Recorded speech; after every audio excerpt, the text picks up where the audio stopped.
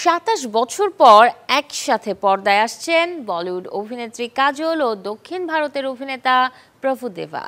তবে এবার ভালোবাসার সম্পর্কে নয়, একে অপরের জানে দুশ্মন হয়েই প্রেক্ষাগৃহে আসছেন তারা। মহারাগনি নামের যে সিনেমাটি পরিচালনা করেছেন দক্ষিণী নির্মাতা চরণতেজ উৎপলপতি।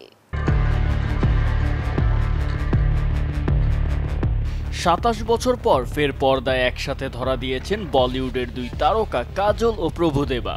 ছবির নাম মহারাগনি কুইন অফ কুইন্স। সদ্যই শেষ হয়েছে ছবির প্রথম ধাপের শুটিং, আর এরই মাঝে প্রকাশ্যে এসেছে এর টিজার। অ্যাকশন থ্রিলার ঘরানা সিনেমাটিতে ভিলেনের ভূমিকায় হাজির হবেন প্রভুদেবা। অন্যদিকে তাকে রুখতে লড়াইয়ে নামবেন কাজল। লোভ, অন্যায় ও ক্ষমতার দ্বন্দ্বের গল্পে নির্মিত হয়েছে সিনেমাটি। বেশ কিছু চরিত্র প্রকাশ্যে আনলেও ছবির গল্প নিয়ে এখনো ধোঁয়াশা রেখেছেন নির্মাতা। মহারাগনি কুইন অফ কুইন্স পরিচালনা করেছেন চরণতেজ উৎপলাপতি।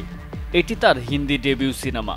বিগ বাজেট অ্যাকশন থ্রিলার ছবিটিতে প্রভুদেবা কাজল ছাড়াও অভিনয় করেছেন নাসিরুদ্দিন শাহ, সম্মুক্ত মেনন, যিশু সেনগুপ্ত ও আদিত্য সিল। কাজল প্রভুকে সর্বশেষ দেখা গিয়েছিল ১৯৯৭ সালে মুক্তি পাওয়া তামিল সিনেমা মিনসারা কানাভুতে।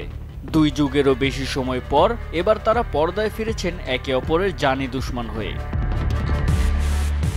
হিন্দির পাশাপাশি তামিল, তেলুগু, কন্নড় ও মালায়ালাম ভাষায় মুক্তি পাবে মহারাগনি queen of queen's.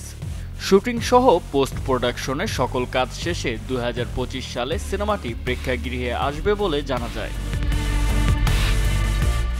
Jubair Hossain Sajal, channel 24।